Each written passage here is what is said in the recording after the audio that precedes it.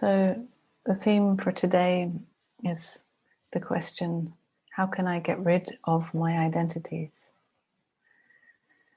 This is a very common question and misunderstanding that I hear often. Because there are these me stories or identities, stories of my life and my problems, my issues, my dramas. And they do tend to cause a lot of trouble, that's for sure. They do tend to cause a lot of suffering when they're here and when they're being really believed to be who I am, when they're being taken to be the truth.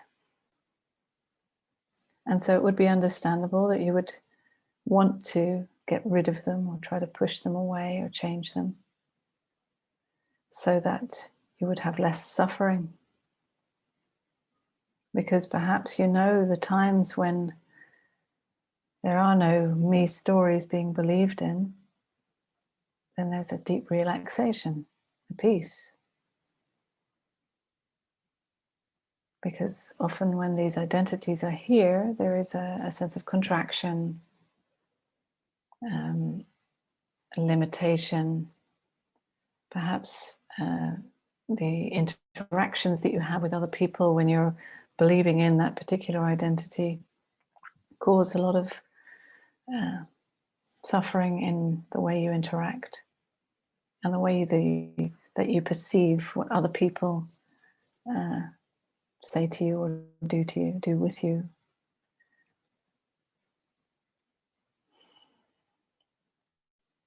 And when you're not believing in one of these identities, these things that other people do or say don't seem to affect you too much.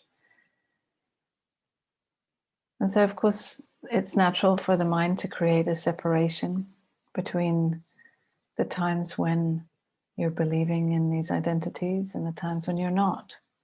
And the preference for not having these identities. Especially if you've investigated and you've seen for yourself that the me is just a thought. And whatever thoughts about me are also thoughts. And yet still it can be that these me stories come up when perhaps you're triggered in some way, in a situation where you feel threatened or disturbed in some way.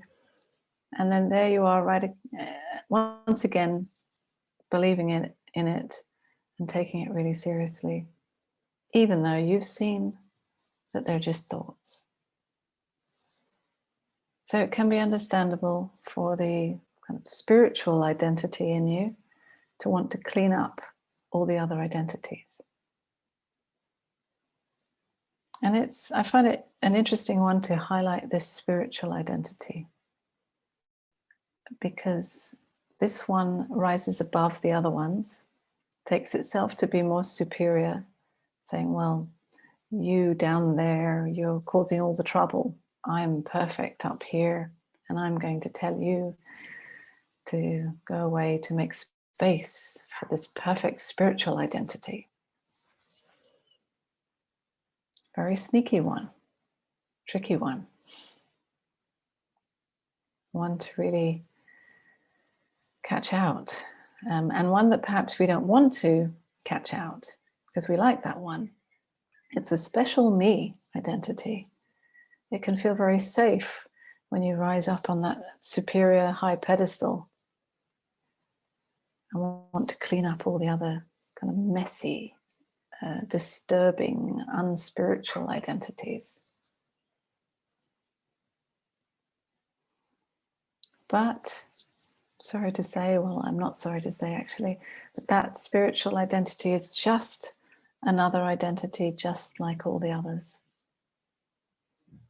And actually your true nature, your true identity, that awareness that is simply aware of them all, it doesn't have a preference for the spiritual identity over the unspiritual ones.